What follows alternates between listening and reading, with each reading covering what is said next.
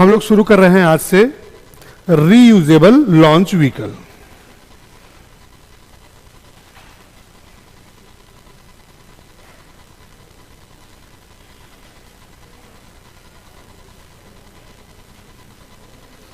Reusable launch vehicle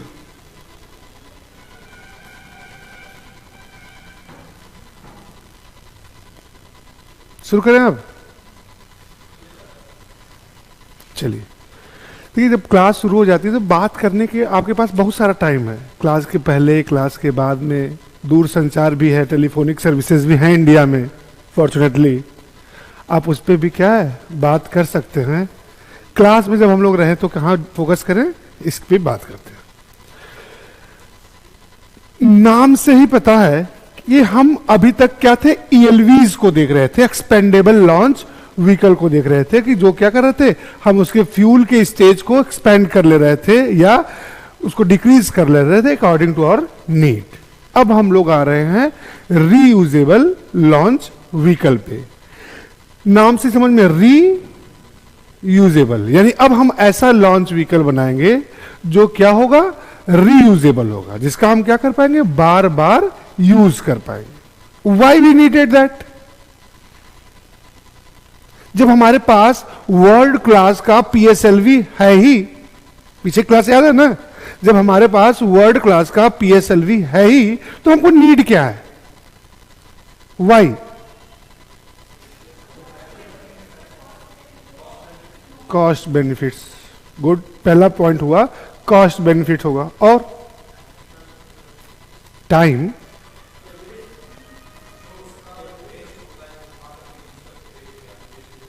good, that's a main thing.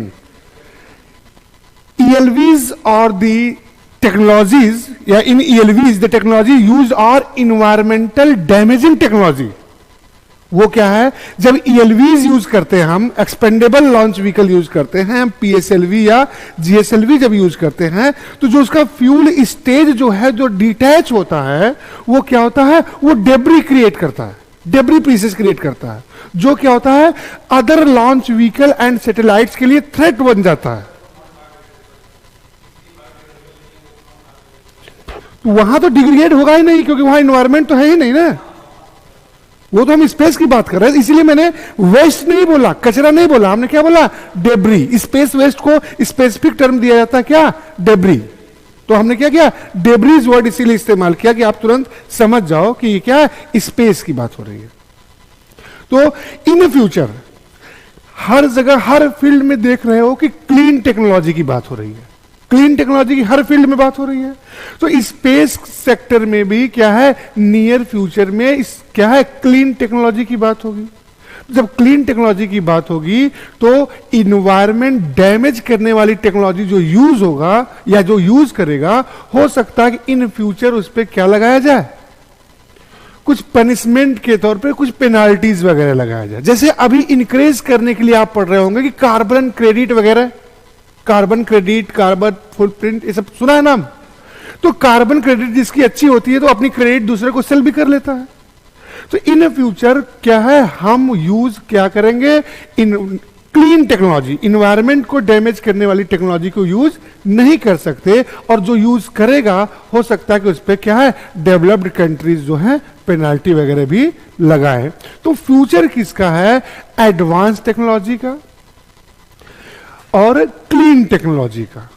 और technology ऐसी हो जो एडवांस भी हो, क्लीन भी हो और चीपर हो जाए, तो इससे बेस्ट कुछ हो ही नहीं सकता। और चीपर कब होगा, सस्ता कब होगा, जब किसी चीज को बार बार रीयूज कर पाओ, बार बार यूज कर पाओ, तो टेक्नोलॉजी क्या होगी, रीयूज। ठीक, अब आगे की बात समझते हैं। तो हम क्या है, जो रीयूजेबल टेक्नोलॉजी इसीलिए यूज करेंगे इन फ्यूचर, या इसीलिए उसका डेवलपमेंट कर रहे हैं कि इन्वायरमेंट क्लीन रहे और क्या रहे, कॉस्टली ना पड़े, कॉस्ट इफेक्टिव टेक्नोलॉजी को यूज करेंगे। तो जो हमारे ये जो हमारा रीयूजेबल लॉन्च व्हीकल होगा, ये क्या होगा, ये सिंगल स्टेज लॉन्च व्हीकल होगा। ये होगा सिंगल स्टेज लॉन्च व्हीकल। इसके पहले जो हम देख रहे थे ईएलवीज, वो क्या था? मल्टी स्टेज लॉन्च व्हीकल थे।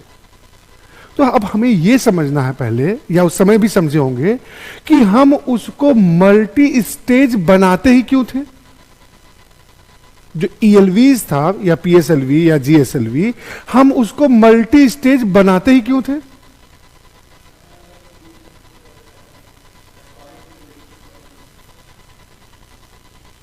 और भाई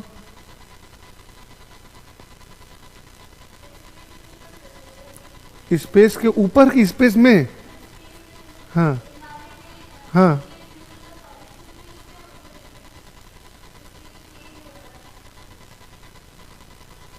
ठीक। और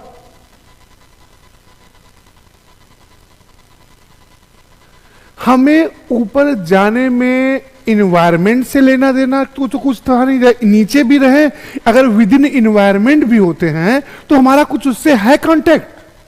हम तो रॉकेट सिस्टम यूज करते हैं ना, बेस जेट सिस्टम तो यूज नहीं करते हैं। याद आ रही बात? एक सिंपल सा फंडा था, मैंने बताया था। इसका मतलब हुआ कि आप लोग क्लासेस को घर जाने के बाद रिवाइज नहीं कर रहे हो। हमने बताया था कि ऊपर जाने के लिए हमें क्या चाहिए? थ्रस्ट चाहिए। थ्रस्ट चाहिए, और जितना ज्यादा वेट होगा उतना ज्यादा हमें थ्रस्ट चाहिए, और उतना ज्यादा थ्रस्ट के लिए उतना अधिक हमें क्या चाहिए? फ्यूल चाहिए। तो डिटैचेबल इसीलिए बनाते हैं, या मल्टी स्टेज इसीलिए होता है कि ऊपर जाने पे नीचे की बॉडी क्या होती है? डिटैच होती है। याद है? जो डिटैच होती है तो क्या होगा? मास कम होगा, मास कम होगा तो क्या होगा? वेट कम होगा, वेट कम होगा तो क्या है? थ्रस्ट कम लगेगा। याद है आपने कहा था नहीं समझ में आया था, तो मैंने अपना एग्जांपल दिया था कि सपोज दैट मुझे ऊपर भेजना है, तो जब मेरा वेट अधिक होगा तो क्या करोगे? एक पैर काट दोगे। वो एग्जांपल याद आ रहा है? रिवाइज हुई बात? तो ये क्या, ये आपको याद रखना होगा कि क्या है? डिटैचेबल इसलिए बना रहे थे कि ऊपर जाने के बाद क्या, या ऊपर जाते समय हमें वेट कम करना है। वेट कम करोगे तो फ्यूल कम खर्च होगा, क्योंकि कम थ्रस्ट में भी गाड़ी ऊपर जाएगी, आपका व्हीकल ऊपर जाएगा। वेट ज्यादा रहेगा तो ज्यादा थ्रस्ट चाहिए, ज्यादा थ्रस्ट के लिए क्या होगा? अधिक आपको फ्यूल बर्न करना पड़ेगा। तो अब यहां भी अगर सिंगल स्टेज बना रहे हो तो भी आपको ये तो ध्यान रखना पड़ेगा ना कि वेट क्या हो जाए? कम रहे। सिंगल स्टेज रहे तब भी क्या हो? उस व्हीकल का वेट कम रहे, भार कम रहे, तभी वो क्या हो जाएगा? पर्पसफुल, आपका जो पर्पस है वो सॉल्व होगा। तो किसी भी व्हीकल में, किसी भी व्हीकल में जो उसका वेट होता है, किसी भी व्हीकल में, हम व्हीकल का मतलब लॉन्च व्हीकल की बात कर रहे हैं, हमेशा ध्यान रखिएगा, उसका वेट जो होता है वो किसके कारण होता है? ऐसे 3-4 पॉइंट बताइए कि किसके कारण वेट होगा। एक एक करके। पेलोड की तो बात ही नहीं करो भाई, अभी तो हम व्हीकल की बात कर रहे हैं ना। ठीक, फ्यूल टैंक नहीं, पूरी बॉडी इकट्ठे ले लो ना। चलिए, उसकी बॉडी के कारण होगा, गुड। और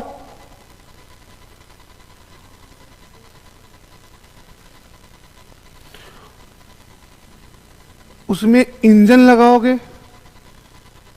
विकास इंजन, हेंड्रिक्स वाई, क्रायोजेनिक इंजन, कुछ भी लगाओगे तो उस इंजन के कारण होगा वेट। हाँ, बूस्टर मतलब फ्यूल, और उसके साथ आप क्या रखते हो? ऑक्सीडाइजर। किसी भी व्हीकल का वेट इन 4, अच्छा क्लियर दिख रहा है कि फिर लाइट हो गया? पीछे वालों के लिए पूछ रहा हूं, उस पे दिख रहा है ना? आप लोगों को इस पे भी दिख रहा है? ठीक। तो अब हमको जो सिंगल स्टेज व्हीकल बनानी है उसमें भी हमें क्या करना पड़ेगा? उसके मास को रिड्यूस करना ही पड़ेगा, मास को कम रखना ही पड़ेगा। तो मास कम करने के लिए, उसका भार कम करने के लिए, आसान शब्दों में कहें तो बॉडी रखोगे कि बॉडी हटा दोगे? बिना बॉडी की कौन सी गाड़ी बनेगी? ये तो चाहिए ही चाहिए आपको। उसमें इंजन रहेगा कि बिना इंजन की गाड़ी चलेगी? इसको भी नहीं हटा सकते, ये तो चाहिए ही चाहिए आपको। फ्यूल डालोगे कि बिना फ्यूल की गाड़ी चलेगी? ये तो चाहिए ही चाहिए, मतलब ये तीन चीज तो आप हटा ही नहीं सकते किसी कारण से। ऑक्सीडाइजर, ऑक्सीडाइजर आप क्या कर सकते हो? हटा सकते हो। अब ये ऑक्सीडाइजर हटा सकते हो, तो ऑक्सीडाइजर हटाने का ये थॉट आया कहां से? ये आया, आ गया ठीक, ये थॉट आया हमें अपने एयरक्राफ्ट्स को देखकर। जो आपका एरोप्लेन है, एरोप्लेन है, ये भी तो ऊपर जाता है, वेट लेके जाता है, हमें आपको बैठा के ऊपर जाता है, फिर भी ऊपर जाता है। लेकिन ये अपने साथ क्या है? फ्यूल लेके जाता है। एरोप्लेन में ऑक्सीडाइजर नहीं रखा जाता। तो वो यूज कैसे करता है भाई? इन्वायरमेंट से यूज करते हैं। यानी प्लेन में क्या होता है? जेट इंजन होता है। जेट इंजन होता है ना। मींस हम क्या करेंगे कि हम ऐसा सोच रहे हैं। अब क्या है, ये समझो बात कि प्लेन में जेट इंजन यूज होता है और जेट इंजन के लिए एटमॉस्फेयर जरूरी है। और हम क्या बनाना चाहते हैं? ऐसा व्हीकल बनाना चाहते हैं जो कि स्पेस में भी काम करे, मतलब जहां इन्वायरमेंट नहीं है वहां भी ये यूज हो। तो जेट इंजन तो नहीं हो सकता है वहां यूज। मींस ये जो हम नया इंजन डेवलप करेंगे, नई टेक्नोलॉजी बनाएंगे, वो क्या करेंगे? प्लेन टेक्नोलॉजी को यानी जेट टेक्नोलॉजी को और रॉकेट टेक्नोलॉजी को अमलगमेट कर दे, मिक्स कर दें। आसान भाषा में कहें, यानी जो रीयूजेबल लॉन्च व्हीकल का जो टेक्नोलॉजी होगा वो मिक्स टेक्नोलॉजी होगा। किसका? Rocket plus jet. या इसको और आसान भाषा में समझना चाहते हो तो प्लेन टेक्नोलॉजी, जो एरोप्लेन होता है। अब क्या होगा भाई? अगर ये प्लेन टेक्नोलॉजी यूज करोगे आप, तो भी आपके साथ एक प्रॉब्लम आएगी। क्या प्रॉब्लम आएगी? समझिए कि प्लेन जितना भी ऑक्सीजन सक करता है एनवायरमेंट्स में, वो तो क्या कर देता है? बर्न कर देता है। और आप सोच रहे हो, क्या सोच रहे हो? कि इसको तो लेके नहीं जाना, यहीं से वेट रिड्यूस करना है। अगर इसको नहीं ले जाओगे तभी तो वेट रिड्यूस होगा। यानी कि हमें क्या करना है? प्लेन टेक्नोलॉजी में भी कुछ चेंज करना होगा। जेट की टेक्नोलॉजी में कुछ चेंजेस लाने होंगे। क्या चेंजेस लाने हैं? कि प्लेन टेक्नोलॉजी, जो नॉर्मल जेट टेक्नोलॉजी होती है, वो एयर ब्रीदिंग जो इंजन है उसमें वो एयर सक करता है, मींस ऑक्सीजन सक करता है और उसे बर्न कर देता है। यहां जो टेक्नोलॉजी बनाओगे उसमें करेंगे क्या? कि ऑक्सीजन जितना ले रहा है उस सारा का सारा बर्न ना करे, यूज ना करे, उसका कुछ पार्ट बचा ले फॉर फ्यूचर यूज के लिए। तो इससे क्या होगा? जो एयरक्राफ्ट का जो इंजन लगा रहे हो उसमें जो आपके व्हीकल बनेगा उसका वेट नहीं बढ़ेगा। आप सोच रहे होगे कि सक करके स्टोर करेगा तो वेट बढ़ेगा। स्टोर करेगा तो वेट बढ़ेगा ना? जी नहीं बढ़ेगा। क्यों नहीं बढ़ेगा? कि उसमें उसको स्टोर करने के लिए अलग से उसमें प्लेस नहीं दिया जाएगा। जितना फ्यूल नीचे से बर्न होता जाएगा उसी वाले फ्यूल को रिप्लेस करेगा क्या? वो जो स्टोर्ड ऑक्सीजन है। नीचे से फ्यूल बर्न हो रहा है, उसी फ्यूल की जगह क्या है? ऑक्सीजन स्टोर हो रहा है। तो गाड़ी जितना फ्यूल बर्न होगा उतना ऑक्सीजन स्टोर होता चला जाएगा। यानी आपकी गाड़ी का वेट बढ़ने वाला नहीं है। अब इसमें होगा क्या? ये तो मैंने बताया। क्या अभी लॉन्च करने के लिए जाएगा कैसे? यानी ये जो आपका रीयूजेबल लॉन्च व्हीकल होगा, ये लॉन्च करते समय इन्वायरमेंट में वो कैसे काम करेगा? प्लेन की तरह काम करेगा, प्लेन इंजन की तरह काम करेगा। और जैसे ही बियॉन्ड द एनवायरनमेंट वो पहुंचेगा, स्पेस में पहुंचेगा, वो जेट इंजन उसका काम करने लगेगा। और जेट इंजन को काम करने के लिए फ्यूल तो आप पहले ही रख के ले गए हो। ऑक्सीजन जो है इन्वायरमेंट में जो सक किया हुआ है, जिसको बचा के रखा हुआ है, सरप्लस रखा हुआ है, वो यूज हो जाएगा। अब समझिएगा थोड़ा सा।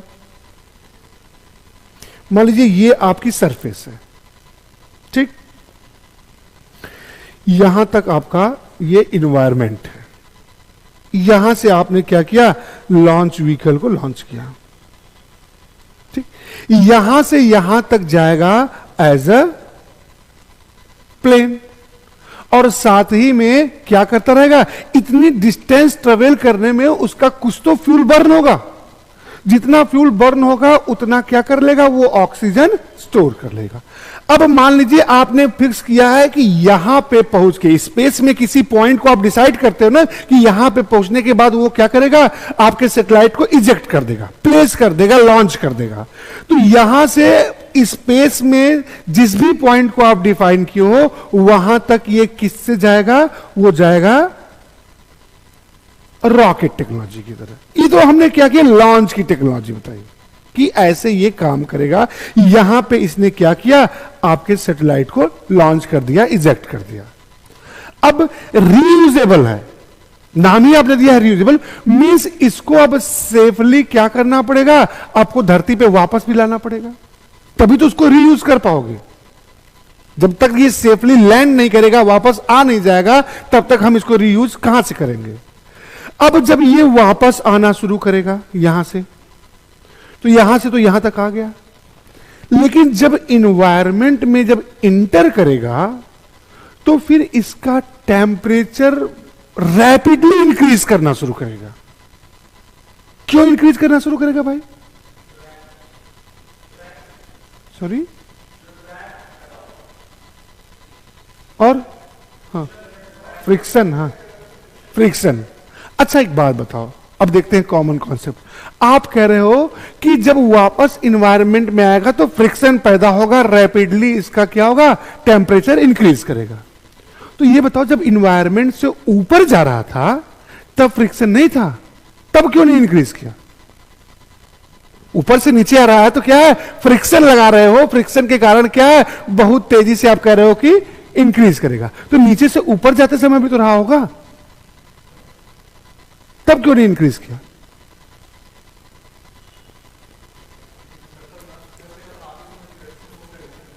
हाँ हाँ, तो आगे बताओ, तेजी से आ गया, ठीक, क्या फर्क पड़ता है। तो जाता जब है तो भी तो तेजी से, बहुत तेजी से जाता है। हाँ हाँ, तो एक मिनट सुनो, कि जब हमें ग्रेविटेशनल फोर्स के अगेंस्ट जाना है, इसीलिए तो हम उसमें फ्यूल यूज कर रहे हैं, उसको थर्स्ट दे रहे हैं कि तेजी से वो ऊपर जाए, तेजी से ही जाता है ना। तो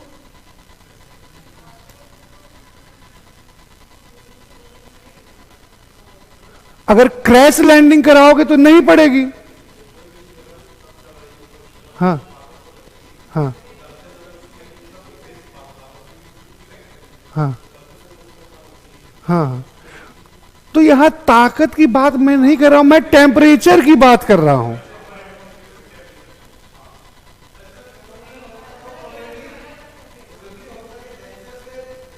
गुड, दैट्स राइट आंसर, एक लाइन का आंसर। जब नीचे से आप ऊपर जा रहे हो तो नीचे एनवायरमेंट डेंस है, जैसे जैसे ऊपर जा रहे हो क्या होगा, रेयरर होता जाएगा, और एक प्लेस के बाद तो स्पेस आ रहा है ना। मींस जब डेंसर से रेयरर जा रहे हो तो क्या है, जब रेयरर में जाओगे तो फ्रिक्शन लगातार इंक्रीज करेगी कि डिक्रीज करेगी, डिक्रीज करेगी, तो टेम्परेचर नहीं बढ़ेगा भाई। लेकिन जब अपोजिट आ रहे हो, रेयरर से डेंसर आ रहे हो, तो क्या है, लगातार फ्रिक्शन इंक्रीज होगा कि डिक्रीज होगा, तो वो टेम्परेचर बढ़ा देता है। अब इस बढ़े, अब कितना इंक्रीज कर देता है, तो अप्रॉक्स हमारी व्हीकल का टेम्परेचर हो जाता है 5000 डिग्री सेल्सियस बाहर का टेम्परेचर। बट शर्त क्या है, आप समझिए कि अंदर जो उसकी वायरिंग की गई है, जो सर्किट्स वगैरह हैं, जो भी इक्विपमेंट्स हैं लॉन्च व्हीकल के अंदर, उसका टेम्परेचर हमेशा बिलो देन 40 डिग्री सेल्सियस होना चाहिए, तभी वो क्या है, रीयूज करने लायक बचेंगे। अगर अंदर गाड़ी का temperature 40 degree Celsius, 40 degree Celsius से क्या हो गया, अधिक हो गया, तो अंदर की सारी सर्किट बर्न कर जाएगी, खराब हो जाएगी, उसे रिप्लेस करना पड़ेगा। तो सब कुछ जब रिप्लेस कर दिए तो रीयूज के लिए भी वही ढांचा बचेगा आपका। तो हमें क्या देखना होगा कि बाहर का टेम्परेचर भले से कहां पहुंच जाए, 5000 डिग्री सेल्सियस पहुंच जाए, बट इनर टेम्परेचर हमें कितना रखना होगा, लेस देन 40 डिग्री सेल्सियस रखना पड़ेगा। तो उसके लिए जो टेक्नोलॉजी आप यूज करते हो उसको कहते हैं री एंट्री टेक्नोलॉजी। और उसमें क्या करना पड़ेगा, उसमें थर्मल प्रोटेक्शन लगाना पड़ेगा, या इसी को कहते हो thermal protection system, TPS technology भी कहते हैं। मींस बाहर का टेम्परेचर कितना भी बढ़ जाए, अंदर का टेम्परेचर बढ़ने नहीं देना है। अंदर का टेम्परेचर बढ़ने नहीं देना है तो वहां क्या करना पड़ेगा, थर्मल प्रोटेक्शन सिस्टम लगाना पड़ेगा। अब ये थर्मल प्रोटेक्शन सिस्टम में हम आप यूज क्या करते हैं, अच्छा ये टेक्नोलॉजी हम टेस्ट कर चुके हैं, जो हाँ पूछ लो, आगे मत चलो यार। सिरेमिक टाइल्स यूज करोगे तो फिर आपका क्या हो जाएगा, व्हीकल का वेट बहुत तेजी से बढ़ जाएगा। जिसके लिए आप सारा कुछ कर रहे हो वही क्या हो जाएगा, नहीं हो पाएगा। सिरेमिक टाइल्स लगा दोगे तो नीचे से ऊपर जाते समय वेट बहुत ज्यादा बढ़ जाएगा ना। तो बता रहे हैं क्या होता है, थोड़ा आगे आगे नहीं चलिए, पीछे पीछे हम बता रहे थे कि इंडिया में हमने री एंट्री टेक्नोलॉजी क्या है सक्सेसफुली टेस्ट कर लिए। कब टेस्ट की, 2007 में। आप पढ़े होंगे SRE1, एक एक्सपेरिमेंट हमने किया था 2007 में, स्पेस कैप्सूल रिकवरी एक्सपेरिमेंट। इसमें हमने क्या किया था, इस एक कैप्सूल लिया, उसमें बहुत सारे इंस्ट्रूमेंट लगाया और ऊपर बाहर क्या लगाया, थर्मल प्रोटेक्शन सिस्टम लगाया। हमने लॉन्च किया कहां, पोलर ऑर्बिट में। पोलर ऑर्बिट में गया वो लगभग 12 डेज राउंड किया, घूमा, उसने बहुत सारी इमेजेस ली अर्थ की, और उसके बाद हमने उसको कमांड दिया, उसको इंटर करवाया कहां पे, एटमॉस्फेयर में, और सक्सेसफुली हमने क्रैश लैंडिंग कराई कहां, वे ऑफ बंगाल में, और फिर हम उसको गेन कर लिए और देखा कि अंदर के सारे सिस्टम फंक्शनल थे, सही थे, कोई गड़बड़ नहीं हुआ था। हमने ये टेस्ट सक्सेसफुली कर लिया। ठीक, अब एक टेस्ट से तो होता नहीं कुछ, कई सारे टेस्ट करना पड़ेगा। तो रीयूजेबल लॉन्च व्हीकल कहने का मतलब है अभी बहुत लोग दुनिया में नहीं यूज करते हैं, एक ही कर रहा है, स्पेस एक्स। ठीक है, बाकी और भी गवर्नमेंटल बॉडीज नहीं कर रही। क्यों नहीं कर रही है, कोई स्ट्रिंजेंट इस पे अरेंजमेंट है ही नहीं। अगर कोई हार्ड रूल बनाया जाएगा, कठोर कानून बनाया जाएगा, तभी लोग फॉलो करते हैं। अभी क्या है, चूंकि फ्लेक्सिबिलिटी है, लूप होल है, इसलिए दुनिया का कोई भी देश इसको ज्यादा अभी यूज करता नहीं है। अब इस पे आ जाते हैं थोड़ा सा, टीपीएस क्या है। थर्मल प्रोटेक्शन सिस्टम जो है क्रिएट करने का, बनाने का दो तरीका होता है। दो तरीका होता है। एक ये जो बोले, चलिए हम उसकी बात पहले कर लें, सिरेमिक टाइल्स लगा दोगे। जब सिरेमिक टाइल्स लगाओगे तो थर्मल प्रोटेक्शन तो हो जाएगा, बट गाड़ी का वेट बढ़ जाता है, और इसीलिए ये क्या है, यूज नहीं किया जाता। किसमें, रीयूजेबल लॉन्च व्हीकल में। तो यूज क्या किया जाता है रीयूजेबल लॉन्च व्हीकल में, रीयूजेबल लॉन्च व्हीकल में किया जाता है carbon carbon composite material. It's a nano material. Nano technology में फिर हम आगे इस पे बात करेंगे। ये नैनो टेक्नोलॉजी की यही खासियत है कि ये बहुत लाइट होती है, बहुत क्या है, स्ट्रांग होती है, और जो आप चाहते हो वैसा रिजल्ट अगर देगी तो बहुत हाई क्वालिटी का देगी। तो ये क्या है, ये जो बैड कंडक्टर है, इसकी टेम्परेचर वियर करने की क्षमता क्या है, बहुत अधिक है। बैड कंडक्टर होने के फायदा यह है कि आउटर लेयर का जब टेम्परेचर होगा, इनर लेयर तक वो पहुंचने नहीं देगा। साथ ही है नैनो मटेरियल है, मींस वेरी लाइट मटेरियल, बहुत ही क्या है, हल्का भी है। तो टीपीएस सिस्टम में हम क्या लगाते हैं, इसके बाद इससे ज्यादा की बात हम लोग कहां करेंगे, नैनो टेक्नोलॉजी में। और जब वहां करेंगे तो फिर मैं एक बार इसको क्या करूंगा, यहां पे रिलेट कर दूंगा कि ये हम लोग बात किए थे रीयूजेबल लॉन्च व्हीकल में। तो हम क्या करते हैं, कार्बन कार्बन कंपोजिट मटेरियल लगा के हम थर्मल प्रोडक्शन सिस्टम बनाते हैं और अंदर के इक्विपमेंट्स को डिस्ट्रॉय होने से बचा लेते हैं। तो ये जो RLV है, रीयूजेबल लॉन्च व्हीकल जो है, इसका क्या किया हमने, एक सक्सेसफुली टेस्ट कर लिया है। बात चूंकि एक टेस्ट से टेक्नोलॉजी प्रूव नहीं मानी जाती, लेकिन क्या एक्सपेरिमेंट हमने क्या कर दिया है, डेमोन्स्ट्रेट कर दिया, टेक्नोलॉजी को क्या कर दिया, डेमोन्स्ट्रेट कर दिया। तो आप लोग अगर नेट पे पढ़ोगे या किसी बुकलेट में पढ़ोगे तो वहां लिखा रहता है RLV TD पढ़ा है कभी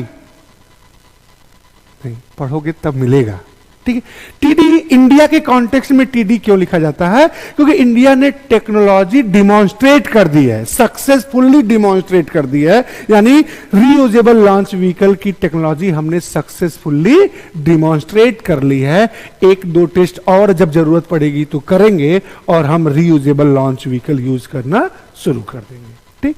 पूरी इस 15-20 मिनट के प्रवचन का सार क्या है, सार यही है कि reusable launch vehicle is a mixed vehicle with plane technology or jet technology and rocket technology. When it is in atmosphere, it rises up like a plane and stored some oxygen, and beyond the atmosphere it acts like a rocket engine or rocket technology and eject your satellite at the fixed point of in space.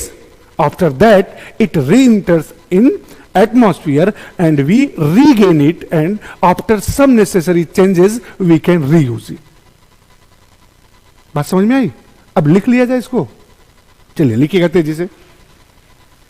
Reusable launch vehicle,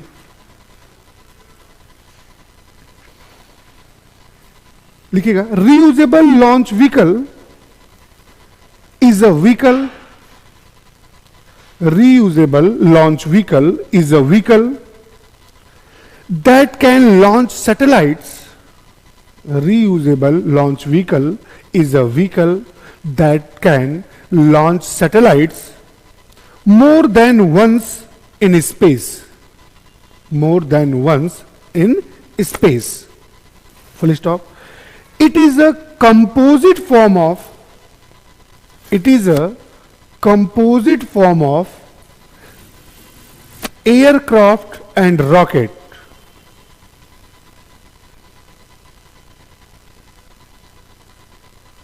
It is a composite form of aircraft means plane technology or jet technology, and rocket, aircraft and rocket, comma, which rises up in the atmosphere, which rises up in the atmosphere like a plane and beyond the atmosphere like a rocket, and beyond the atmosphere like rocket.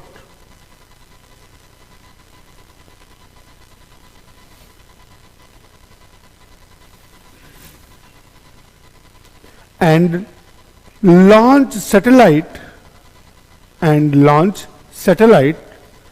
at any point in space, at any point in space, comma, after that it enters in atmosphere, after that it enters in atmosphere, full stop. Due to the friction during re-entry, due to the friction during re-entry, its surface temperature is around 5000 degrees Celsius. Which, comma लगा के लिख लीजिएगा, comma, which is controlled by, छूट रहा है क्या, छूट रहा है लिखने में, around 5000 degree Celsius, comma, which is controlled by, which is controlled by thermal protection system, which is controlled by thermal protection system in which carbon carbon composite material is used.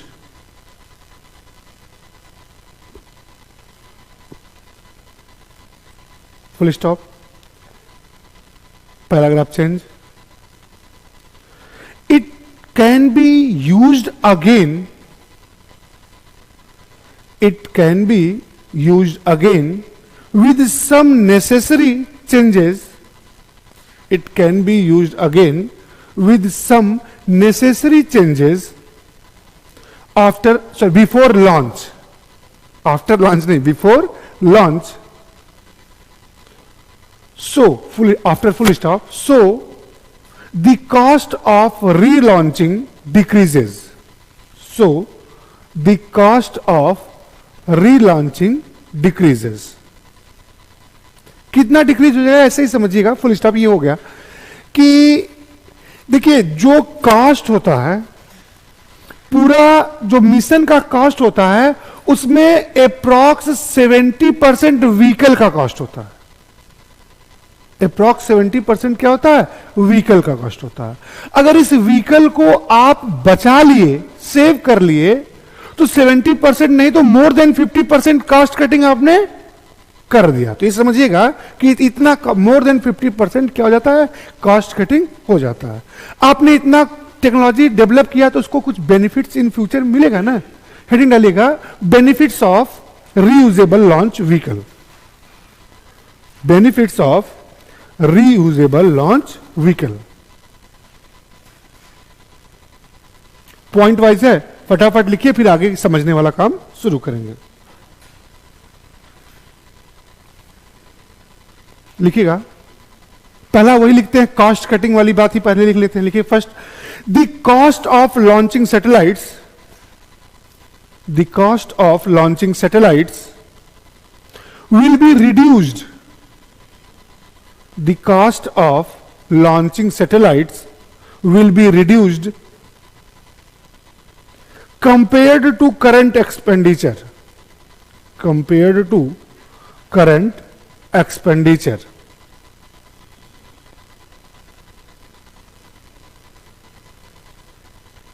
Full stop। so that India will be able, देखिए cost cutting हो जाएगा तो क्या होगा, हम क्या कर सकते हैं, अपने डोमेस्टिक नीड्स को फुलफिल करने के लिए अधिक सैटेलाइट लॉन्च कर सकते हैं। हम क्या कर सकते हैं, स्पेस मिशंस कंडक्ट कर सकते हैं। अभी क्या है, हम जितनी हमारी डोमेस्टिक रिक्वायरमेंट है वो भी हम पूरी तरह से फुलफिल नहीं कर पा रहे हैं। क्यों नहीं फुलफिल कर पा रहे हैं कि कॉस्ट ऑफ लॉन्चिंग क्या है, बहुत अधिक है। हम क्या कर रहे हैं, हमको अगर 2 की नीड है तो हम 1 से काम चला लेते हैं, हमको 20 की नीड है तो हम 17 से काम चला लेते हैं, 18 से काम चला लेते हैं, यानी पूरी तरह से फुलफिल नहीं है। कम्युनिकेशन सैटेलाइट के कॉन्टेक्स्ट में देखोगे, आगे आएगा, तो हम डोमेस्टिक रिक्वायरमेंट फुलफिल नहीं कर पा रहे हैं। हम ट्रांसपॉन्डर क्या लिए, रेंट पे लिए, किराए पे लिए हैं अभी। तो जब ये सस्ता हो जाएगा तो हम क्या करेंगे, बार बार लॉन्च कर लेंगे, तो किराए पे तो लेना छोड़ दीजिए, तब हम क्या हो जाएंगे, बायर से सेलर भी हो जाएंगे, हम किराए पे खुद देने लगेंगे, क्योंकि टेक्नोलॉजी तो हमारे पास है। बस क्या है, कॉस्ट कटिंग करना पड़ेगा। कॉस्ट कटिंग कर लेंगे तो हम क्या हो जाएंगे, बायर से सेलर में भी आ सकते हैं। ठीक, तो वही आप लिख रहे थे, आगे लिखिएगा, कहां तक लिखे थे, so that India will be able to complete the space missions, able to complete space missions at a lower cost,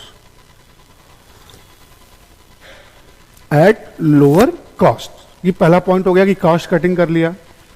दूसरा कि अभी समझिएगा कि अभी जितनी भी एडवांस टेक्नोलॉजी है, अभी जितनी भी एडवांस टेक्नोलॉजी आप देखोगे सब डायरेक्टली और इनडायरेक्टली क्या होती है, स्पेस टेक्नोलॉजी पे डिपेंडेंट होती है। तो जब स्पेस टेक्नोलॉजी क्या होगी, डेवलप होगी, सैटेलाइट्स ज्यादा होंगे, तो बाकी सारे सेक्टर्स में भी क्या है, बहुत तेजी से ग्रो होगा, बहुत तेजी से ग्रो होगा। तो यही बात हम दूसरे पॉइंट में लिखने जा रहे हैं, लिखिएगा। Currently all advanced technologies, currently all advanced technologies are directly or indirectly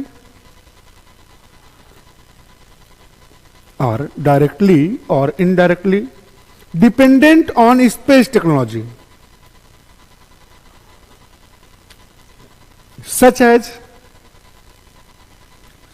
example लिख लीजिए एक दो, such as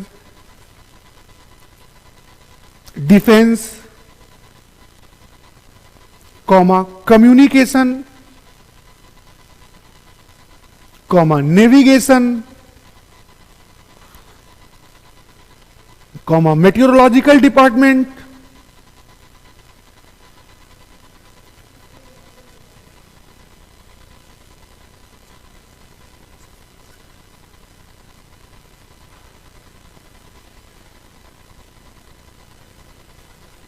लास्ट में मैजिकल वर्ड लगा दीजिए ईटीसी। उसी में आके बढ़ाइएगा। The use of RLV will achieve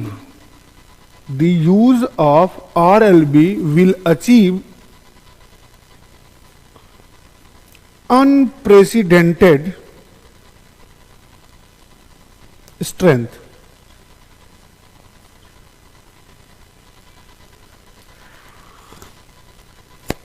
unprecedented means होता है अभूतपूर्व, जैसा पहले कभी नहीं हुआ उतना स्ट्रेंथ मिलेगा। Unprecedented strength in all these sectors या ऑल दीज फील्ड्स, जो भी लिख सकते हो।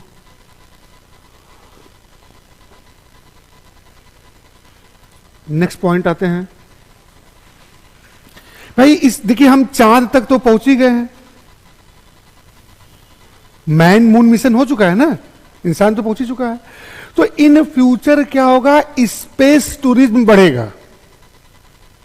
अगर हम RLV यूज करेंगे, कॉस्ट कटिंग कर देंगे, तो हम इस स्पेस टूरिज्म में क्या है, सर्विस प्रोवाइडर हो जाएंगे।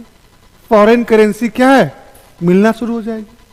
भाई आप कहीं भी जाते हो, अभी यहां से दिल्ली जाना है, फ्लाइट आप सर्च करना शुरू करते हो, तो किस कंपनी की है फ्लाइट, ये नहीं चेक करते हो कि इंडिगो की, कि जेट एयरवेज की, कि विस्तारा की है। हम किधर देखना शुरू करते हैं, फ्लाइट की कॉस्ट किसकी मिनिमम है, फिर टाइमिंग वगैरह हम देखना शुरू करते हैं, अदर सर्विसेज की बात करते हैं। तो जब हम कॉस्ट कटिंग कर देंगे, सस्ता कर देंगे, तो लोग हमारी सर्विसेज क्या करेंगे, लेंगे, और सर्विसेज लेंगे तो हमें क्या है, इनकम होगी। लिखिएगा, ये लिखना है, लिखिएगा। In future the popularity of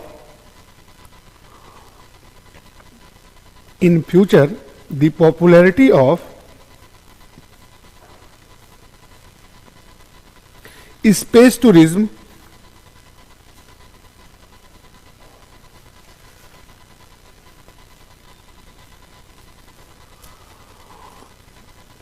is expected. The popularity of space tourism is expected to increase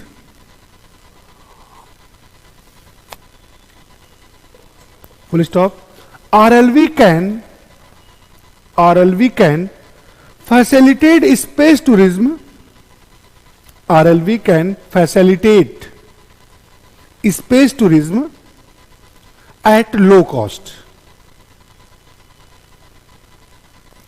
at low cost, full stop. ये क्या हो गया, कुछ आपके बेनिफिट्स हो गए। आप बुकलेट वगैरह पढ़िएगा, नेट पढ़िएगा, एक दो लाइन क्या, एक दो सेक्टर और मिल जाए तो इसी में बढ़ा सकते हैं, कोई वो अलग से बात नहीं है। अब हम लोग ये हमने देखा कि लॉन्च व्हीकल्स के बारे में, सारे लॉन्च व्हीकल को हमने देख लिया, ठीक। अब हम लोग चलते हैं सेकंड।